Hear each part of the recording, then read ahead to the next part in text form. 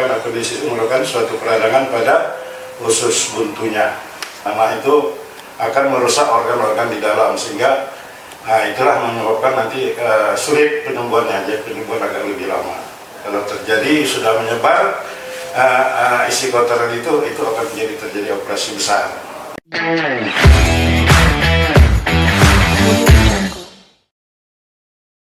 Bisik Bincang Sehat Asik bersama saya Fiona dari instalasi PKRS RSUD Kota Dumai. Pada episode Bisik kali ini kita akan membahas tentang penyakit usus buntu. Haruskah dioperasi? Nah, telah hadir narasumber kita pada hari ini ada Dr. Zul Hendry, spesialis bedah. Selamat pagi dok, apa kabar dok? Ya pagi, kabar baik. Ya, mungkin sebelum kita mulai podcast hari ini boleh disapa dulu dok para penonton kita. Assalamualaikum warahmatullahi wabarakatuh. Selamat pagi. Saya mengenalkan diri, nama saya Dr. Zul Hendry SPG. Saya bertugas di RSUD Dumai ini atau Dr. Suarman sebagai dokter bedah umum yang selama ini saya sudah bekerja selama 20 tahun lebih. Itulah data perkenalan saya. Semoga dengan podcast ini bisa kita berbagi tentang penyakit. Terima kasih. Oke, terima kasih. Nah, dok, menarik sekali ya dok ya, bicara hari ini tuh tentang usus buntu. Saya yakin banyak sekali ini yang sudah nanya ke kita dok tentang usus buntu, tentang appendix, yang menanya ke kita lewat Instagram. Nah, sebenarnya apa itu appendix atau yang mungkin lebih dikenal dengan penyakit usus buntu dok? Ya, saya coba menerangkannya. Jadi kita mengenali secara anatomi dulu ya. Secara latinnya penyakit ini namanya appendicitis. Ya, appendicitis awamnya dinamakan usus buntu. Jadi appendicitis ini adalah merupakan suatu peradangan pada organ abdomen yang di dalamnya ada namanya appendicitis. Jadi appendicitis ini letaknya pada rongga abdomen itu di sebelah kanan, ya, selalu di sebelah kanan. Jadi kanan bawah. Jadi ada pembagian dari abdomen itu. Jadi ada 9 bagian, di mana ini letaknya di paling bawah daripada perut sebelah kanan. Jadi ada juga yang di sebelah kiri, tapi itu mungkin ditemukan 1:1 juta pasien. Itu ya, jadi merupakan appendicitis, merupakan suatu peradangan pada usus buntunya. Ya, seperti dikatakan peradangan ini seperti peradangan berbentuk awamnya yaitu bisul.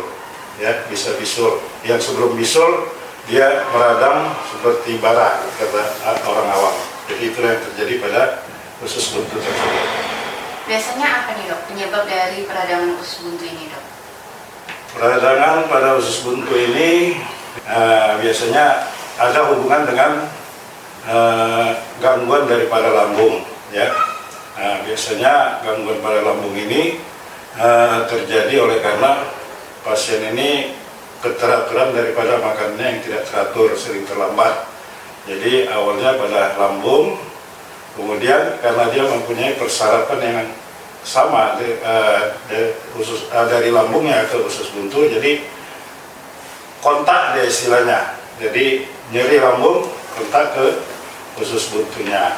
Itu secara kalau yang berulang-ulang, yang tidak kalau diawali dari gangguan lambung. Tapi kalau mendadak itu mungkin ya karena suatu proses infeksi, mungkin dari proses makan. Biasanya kan ada yang bilang, oh gara-gara kena biji cabai, biji jambu biji, itu benar nggak dok? Bisa menyebabkan nanti bisa usus buntu gitu dok? Ya, itu sebetulnya salah, seperti ikan-ikan bijian. Ya namanya usus buntu, ya buntu dia. Sebenarnya kan kotoran-kotoran yang masuk, ya bisa masuk ke dalam saluran usus buntu itu. Jadi usus buntu itu kecil ya, panjangnya kira-kira nggak sampai 2 cm lah, pada 2 cm sampai 3 cm. Jadi dia buntu. Jadi kalau masuk makanan kotoran ke sana, jadi tidak biasanya sering menyebabkan sulit untuk keluarnya. Apalagi lama-lama kotoran itu akan mengeras, seperti ya itu namanya feses ya. Jadi kita awalnya cair, akhirnya menjadi padat. Jadi itulah yang dikatakan orang biji-bijian. Jadi bukan biji-biji dari biji jambu, enggak, kotoran yang mengeras. Lalu sebenarnya apa nih dok? Biasanya tanda ataupun gejala dari pasien yang mungkin mengalami penyakit usus buntu ini dok? Cara tiba-tiba, yaitu mungkin itu awalnya dari lambung. Pasien berobat biasanya keluar lambungnya yang menonjol, yaitu seperti mual apa ya kan. Nah, itu akibat akan berakibat ke usus buntunya, jadi selalu bersamaan ya. Peradangan langsung pada usus buntunya biasanya di sebelah kanan. Jadi nyeri di sebelah kanan tadi, di kuadran kanan bawah istilahnya. Jadi kanan bawah itu nyeri. Jadi ada 3 sebenarnya yang tanda khasnya. Usus buntunya sebelah kanan, titiknya itu ada sepertiga. Jadi kalau dihitung dari umbilik pusat ke sias ini, panggul. Nah, jadi sepertiga bawahnya itu. Jadi dibagi 3, sepertiga bawah. Nah, titiknya di situ. Jadi kalau pasien menunjukkan titiknya di situ sakit, duga saya suatu appendicitis. Kemudian ada tanda lain. Kemudian kalau khasnya ya ditekan, kemudian dilepas, dia menyebabkan sakit. Kemudian ada satu khas lagi, kalau dia biasanya akut, dia ada gejala Ropsing namanya, Ropsing pain, ditekan yang sehat sebelah kiri akan kontak sebelah kanan. Itulah. Kemudian di samping itu, kalau dia tiba-tiba biasanya disertai dengan demam. Jadi demam kemudian mual, jadi gejala lambung juga akan timbul. Itu yang khasnya. Tanda gejala yang tadi dokter sebutkan, kira-kira ada nggak dok, kalau misalnya tanda ini sudah mulai muncul, itu harus ke dokter, itu kapan biasanya dok? Ya itu tadi, kalau dia menyelesaikan nyeri, tapi tidak khas ya. Kalau khas ya itu harus langsung ya. Kalau akut itu sebaiknya langsung ke dokter, diperiksakan. Karena kalau dijumpai tadi 3 tadi, itu khas suatu mengalami usus buntunya peradangan.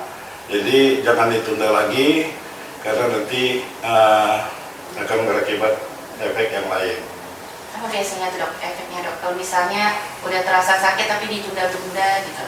Nah itulah kalau pasien menunda untuk operasi, usus buntu ini bisa akan sembuh kembali ya, berkurang gejalanya tidak ini. Tapi biasanya kalau sudah mengalami akut, itu akan timbul lagi keluhan-keluhan berikutnya, jadi tidak terlepas. Dan kalau yang komplikasinya, kalau tidak dilakukan operasi, di mana usus buntu itu akan mengalami kematian, maksudnya nekrosis, dan terjadi kebocoran. Jadi tadi yang dibilang biji-biji tadi, dia semakin keras, semakin membesar, kemudian sehingga terjadi gangguan daripada aliran daripada usus buntunya. Itulah yang menyebabkan terjadinya kebocoran daripada usus buntu, pecah dia. Nah, sehingga ya kalau umpamanya ada kotoran akan tumpah ke perut, dan bisa yang lainnya bisa berupa nanah. Jadi akan tumpah ke perut sehingga mengotori dinding perut, sehingga terjadilah gejala-gejala yang merangsang daripada perut itu menjadi tegang. Jadi itu namanya peritonitis, itu komplikasinya. Tadi kotoran tadi setelah terjadi kebocoran, dia akan menyebar sehingga dinding perut terkontaminasi semua. Jadi ada juga yang tidak terkontaminasi, jadi menetap aja, dia terlokalisir istilahnya. Jadi usus buntunya ditutupi oleh kapsul sehingga dia tidak menyebar. Jadi timbul nanah di perutnya yang terlokasi setempat aja ya, jadi nggak menyebar. Jadi di situ yang menyebabkan sakit. Kemudian bisa terjadi pelengketan. Jadi itu tadinya usus buntunya pecah, sehingga terjadi pelengketan daripada usus, daripada lemak-lemak dari usus, sehingga dia menggumpal, sehingga seperti tumor. Itulah kemungkinan-kemungkinan yang akan terjadi pada usus buntu yang tidak dilakukan, yang akut ya istilahnya, yang mendadak tidak dilakukan operasi. Jadi Jadi itu yang ditakutkan. Jadi kalau terjadi kalau masih sebatas tidak menyebar, itu operasinya masih bisa setempat aja. Tapi resikonya komplikasinya akan timbul lagi karena nanah itu akan merusak organ-organ di dalam, sehingga itulah menyebabkan nanti sulit penyembuhannya, jadi penyembuhan agak lebih lama. Kalau terjadi sudah menyebar isi kotoran itu akan terjadi operasi besar. Jadi itulah kerugian-kerugiannya kalau tidak dilakukan operasi yang usus buntunya mengalami mendadak. Ya. Nah, untuk penanganan penyakit usus buntu ini dok, kalau tadi akut kan memang kata dokter harus langsung dioperasi ya dok ya. Nah, kalau misalnya sifatnya kronis gitu ya dok, yang sudah lama, apakah juga harus dioperasi dok?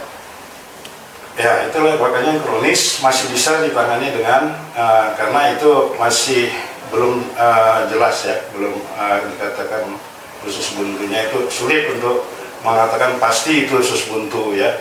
Tapi itu masih bisa dilakukan ya, karena gejala lambungnya yang paling menonjol sebenarnya.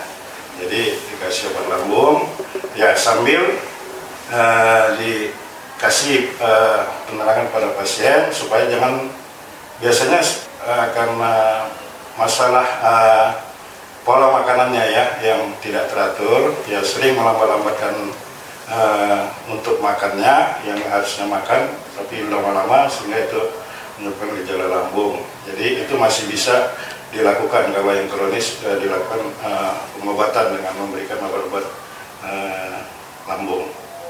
Kalau nanti terjadi berulang-ulang, ya mau nggak mau kita lakukan tindakan operasi. Karena sulitnya ya pada perempuan ya, karena dia dekat dengan reproduksi daripada wanita. Jadi kadang-kadang berbenturan untuk menentukan suatu gejalanya. Nggak pasti, jadi sulit untuk menentukan kalau yang kronis ini. Untuk pastinya suatu dia mengalami appendicitis. Nah dok, seperti yang dokter sampaikan tadi dok, ujung-ujungnya memang akhirnya ke operasi ya dok ya, untuk peradangan usus buntu ini. Bagi misalnya pasien yang sudah dianjurkan ini operasi gitu kan dok, tapi kemudian pasien menolak, nanti dulu dok gitu. Nah ada nggak dok dampaknya nanti dok? Dampaknya yang seperti yang saya katakan tadi, kalau yang akut, itu tadi kan kelanjutannya. Tadinya kalau diangkat selesai ya kan, tapi kalau terjadi, kalau sembuh dia bisa berkurang, berarti artinya usus buntu itu yang namanya macam bisul ya. Bisul itu kita lihat dari secara mata ini ya, telanjang nampak ya, itu kan bisa sembuh. Nah kita kasih obat, kita ini mungkin dia terjadi regresi. Jadi bengkaknya dan apanya bisa hilang ya. Tapi keluhannya itu kalau udah terjadi gitu akan berulang-ulang biasanya. Jadi kalau dia berlanjut, umpamanya yang tadinya sudah meradang, nah itu tadi bisa terjadi kebocoran karena terjadi gangguan daripada aliran darah daripada usus buntunya. Jadi itu menyebabkan usus buntunya ada yang bocor, ada yang nekrosis. Kita lihat tahu lah ya kan, macam bisul itu kan nampak kalau dia pecah kan nampak dia jaringannya itu ada yang mati ya, hitam dia, itulah yang terjadi. Itulah komplikasinya. Yang paling berat itu ya tadinya operasi sederhana jadi operasi besar. Oke, tanpa terasa sudah banyak sekali ya informasi yang disampaikan oleh Dr. Zul terkait peradangan usus buntu. Nah, terakhir dok, sebelum kita tutup, ada closing statement nggak dok yang mungkin disampaikan kepada penonton kita dok? Ya, jadi mengenai usus buntu ini sebenarnya pola makanan aja. Kalau kita pola makanan teratur, itu mudah-mudahan akan terhindar daripada penyakit usus buntu. Tapi ya itu pun juga tidak bisa dihindari, namanya karena bakteri ya bisa jadi terjadi. Jadi sebenarnya pola makanan itu awalnya. Jadi memang awalnya itu memang pola makanan yang tidak teratur. Oke, terima kasih ya dok ya atas ilmu dan sharing-sharing hari ini. Semoga dan tentunya ini akan bermanfaat untuk kita semua. Baiklah, jika Sobat Bisik ada yang ingin ditanyakan bisa DM ke kami atau tinggalkan komentar melalui IG PKRS RSUD Kota Dumai. Nah, begitu kita tutup podcast kita hari ini ya dok ya. Kita tutup. Assalamualaikum warahmatullahi wabarakatuh. Waalaikumsalam.